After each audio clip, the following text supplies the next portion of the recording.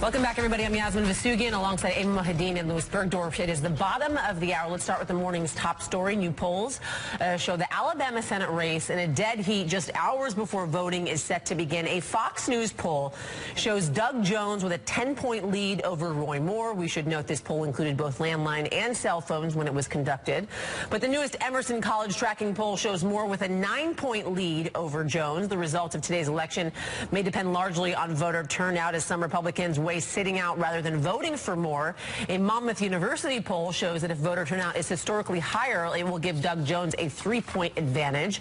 But if turnout is lower, it will give Roy Moore a 4-point advantage. And last night, Steve Bannon helped Roy Moore deliver his closing argument, telling voters that the twice-fired judge and accused pedophile is a good and righteous man, believe it or not. The former White House chief strategist also used the Access Hollywood tape to frame what a Roy Moore win would mean for calls for the president's resignation. Today you got, Kristen Gillibrand and Bernie Sanders are all saying you got to step down because of Billy Bush weekend. I thought we litigated that. Didn't the American people already vote on that one? Alabama's the fire break and all that.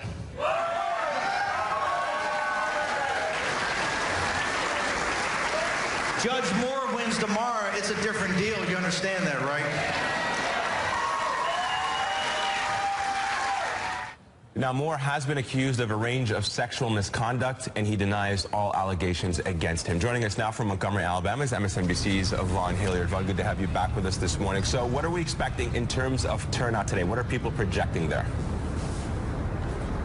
Well, that's the question, Eamon, for the Republican candidate and the Democrat candidate is turnout at this point. Republican Roy Moore needs Republicans to come out in decent numbers, we should put it, to back him. And he needs to be careful and not lose droves of Republicans to go over for Doug Jones. A senior campaign official told me last night that they're not concerned based on their internal numbers of that happening. They think that they, as they said, are very confident at this point. On the flip side, the Democrat Doug Jones, this is the most robust get-out-the-vote operation that a Democrat has had here in this state in a good 20 years.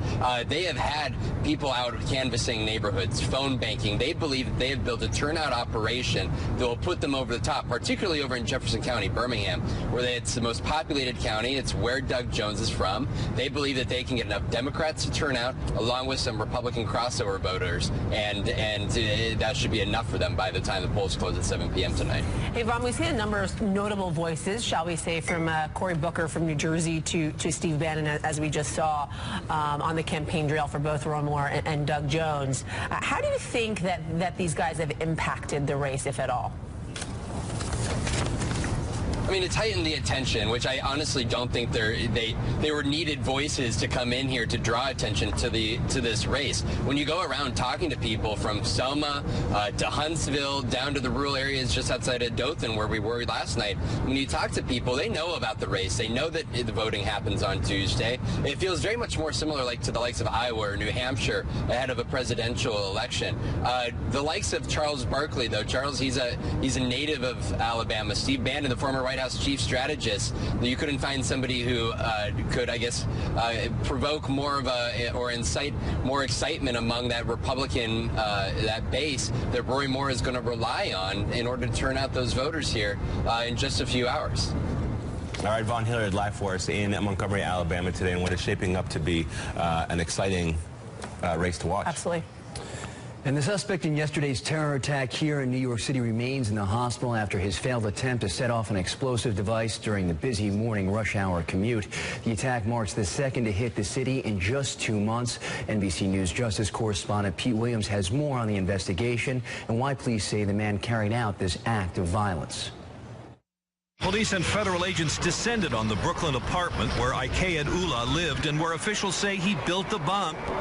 At the hospital where he was taken after the device went off, investigators say he told them he intended to carry out a suicide attack inspired by ISIS propaganda videos and calls to attack during the holidays. Officials say Ullah is 27 and came to the U.S. nearly 7 years ago from Bangladesh on a visa allowing him to join relatives already here. He had a license to drive a limousine and more recently worked as an electrician. Neighbors say he moved from this house a year ago. I'm actually very shocked because, you know, he's a religious person and very quiet. Investigators say Ullah wore a simple pipe bomb made with a battery, a Christmas light, and an explosive. They say he intentionally set it off, but the construction was faulty, reducing its effect. At least 4 plots to attack the New York subway system have been foiled in the past 20 years. Some inspired by ISIS, which urges followers to carry out suicide attacks, but so far none have been successful here. Being quite honest with you, I've been surprised that we don't have more of these lone wolf types of attacks. Many of those earlier plots involved more than one person. Another factor that makes today's attack unusual. To do this all by yourself and contained as a lone wolf and do it successfully, thankfully, is a fairly difficult task. Our thanks to Pete Williams for that report. There could have been a lot more damage. Thankfully, there was not. All right, 2 House Democrats are turning the tables on Republicans who say the FBI's Russia probe is politically biased. Political reports Democratic Congressman Elijah Cummings and Gerald Nadler have asked the Justice Department to turn over documents they say could reveal politically motivated misconduct at the FBI. Cummings and Nadler are demanding AG Jeff Sessions and his deputy Rod Rosenstein release any material showing FBI agents or officials revealing animus towards Hillary Clinton. According to the Democrats' written request to the DOJ, that material could include evidence of potential leaks about the investigation into Clinton's use of a private email server to a pro-Trump conservative website called True Pundit. Cummins and Nadler requests come just days before Deputy AG Rosenstein is set to testify on the Russia probe before the House Judiciary Committee, which Cummings and Nadler are both ranking members on. Well, the White House press briefing turned combative yesterday when Press Secretary Sarah Huckabee Sanders called out news organizations for errors made in recent stories about President Trump. Take a listen. We've seen it time and time again over the last couple of weeks. A number of outlets have had to retract and change and rewrite and make editor's notes to a number of different stories, some of them with major impacts, including moving markets. This is a big problem, and we think it's something that should be taken seriously. And I would just say, Sarah, that journalists make honest mistakes, and that doesn't make them fake news. But the question that when journalists make honest mistakes, they should own up to them. Sometimes, and a lot of times you don't. But there's a difference. There's a very big, I'm sorry, I'm not finished. Okay. There's a very big difference between making honest mistakes and purposefully misleading the American people, something that happens regularly. You can't say, I'm not done. You cannot say, that was completely fake, Sarah. You cannot say that it's an honest mistake when you're purposely putting out information that you know to be false, or when you're taking information that hasn't been validated, that hasn't been offered any credibility, and that has been continually denied by a number of people, including people with direct knowledge of an instance. This is something that I'm speaking about the number of reports that have taken place over the last couple of weeks. I'm simply stating that there should be a certain level of responsibility in that process. Now, that interaction between Sanders and the press came after President Trump sent several tweets yesterday and over the weekend attacking what he called the fake news media. All right, the Pentagon confirmed yesterday that following a federal court ruling, openly transgender individuals can enlist in the military starting on January 1st. It comes after a federal judge upheld an earlier decision to temporarily block President Trump's desired ban, which was also followed yesterday by another judge who issued a ruling blocking Trump's order. In that decision, the judge writes she was, quote, not convinced by the vague claims of the government and questioned the Trump administration's, quote, portrayal of their situation as an emergency. White House Press Secretary Sarah Huckabee Sanders says the Justice Department is, quote, reviewing legal options to have Trump's ban implemented. The fallout from President Trump's Jerusalem decision continues. Thousands took to the streets in Beirut, Lebanon yesterday as part of a massive Hezbollah rally. Chants included, quote, death to America, death to Israel. Hezbollah's leader called for another Palestinian uprising and said Trump's, quote, foolish decision is the, quote, beginning of the end of the Jewish state of Israel. It comes a day after violent protests erupted outside the American embassy in Beirut.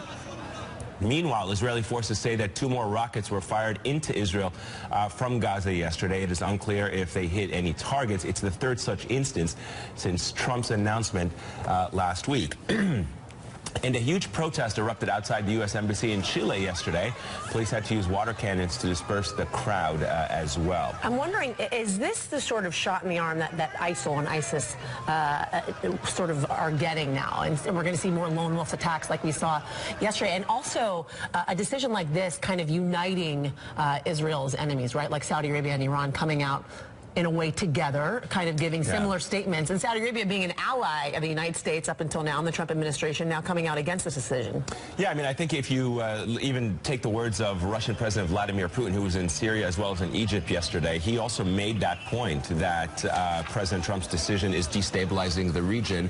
And others have said that this is a gift to extremists because they can now use this as a rallying cry for more recruitment and for more violence, whether it's inside the Palestinian territories or from enemies outside in faraway places like Syria and Iraq and Afghanistan. So I think, interestingly enough, there will be those who look at this and say this has also been a shot, as you mentioned, in a dose for extremists to recruit. But when you were on the ground there, what is it that Palestinians really said they wanted after this decision took place? What is it that they said, okay, we want this to, with regards to our state? I think the core of the struggle remains the same when you speak to Palestinians. This is part of it. They want an end of an occupation. They want self-determination. They want freedom. They want equality. So I think they see that in the context of this. They don't portray this as a religious struggle whatsoever. This is about their rights, self-determination, statehood, and freedom from occupation. Yeah, well, this certainly is not the end of it, that's for sure.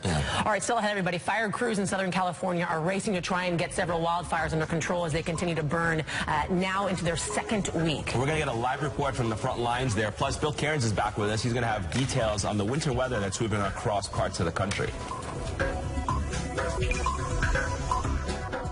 Tomorrow's headlines before they go to print. What would your lead be about this event at the White House? Tomorrow's questions before anyone's asked them. How far is this from normal? Tomorrow's conversation tonight. As you delicately put it, this is a president that plays whack-a-mole rather than chess. I don't think there was any strategy here. The 11th hour with Ryan Williams. More than the day that was, it's the day that will be. It is never boring around here.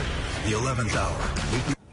Welcome back, everyone. Thousands of firefighters in Southern California are working overtime in their fight against several wildfires there. That includes the Thomas Fire, which has now become the 5th largest wildfire in the state's history. It's incredible when you think about that. NBC News' Kristen Dahlgren has more from the front lines. In the hills of Santa Barbara County, firefighters making a stand. It could literally feel like you're trying to put out a blowtorch with a squirt gun. Many entering their 8th day on this fire, hot, tired, and still putting everything on the line.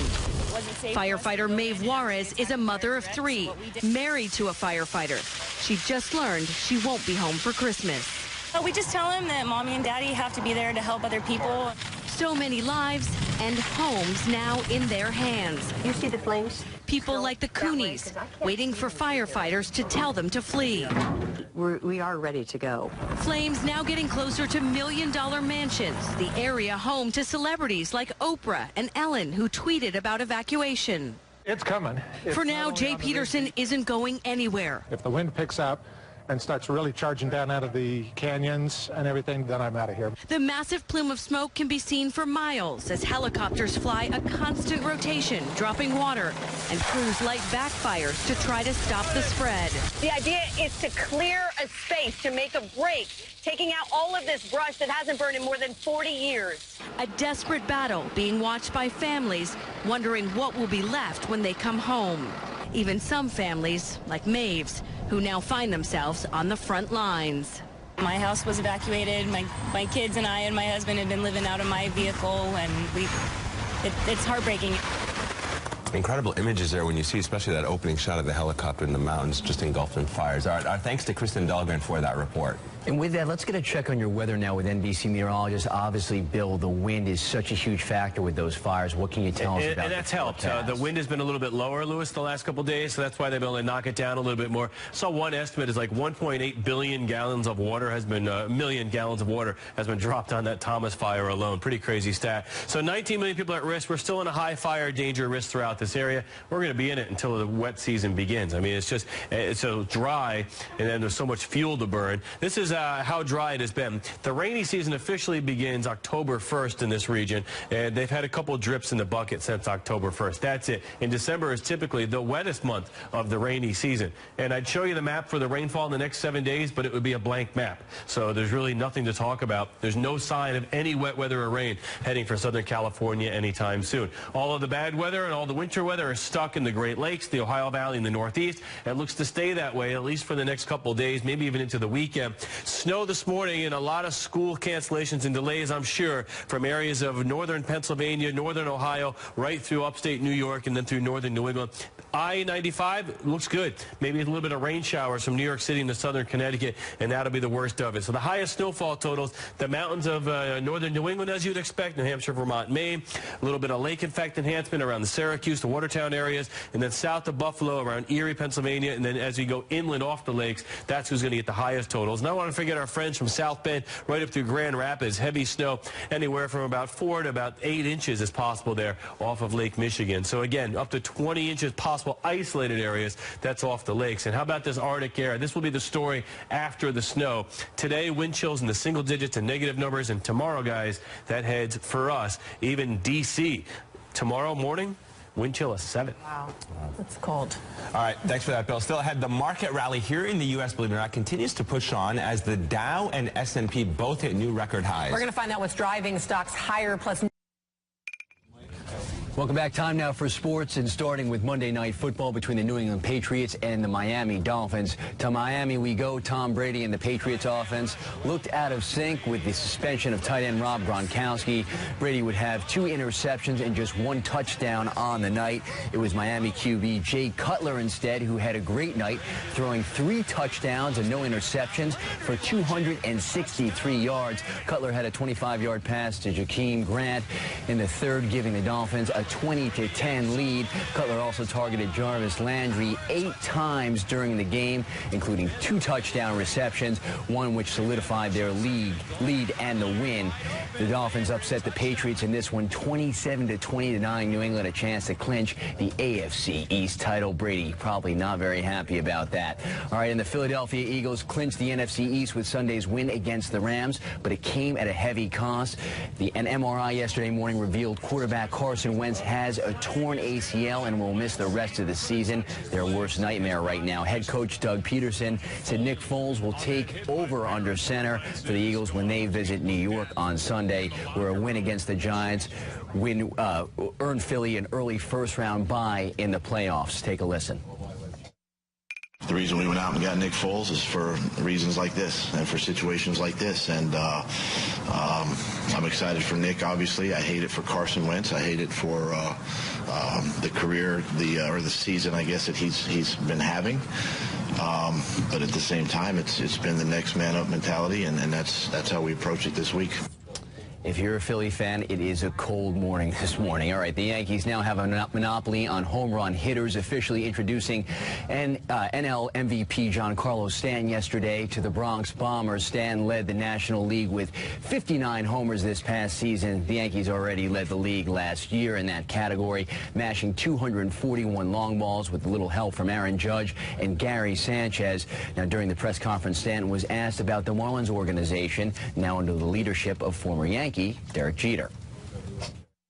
When I signed up in Miami, I wanted things to work out. Sometimes things just spiral out of place, and you have to find a new home. We spoke about the direction of the team. The way they wanted to go was to subtract. So I let that be known. I didn't want to be a part of another rebuild, another losing season.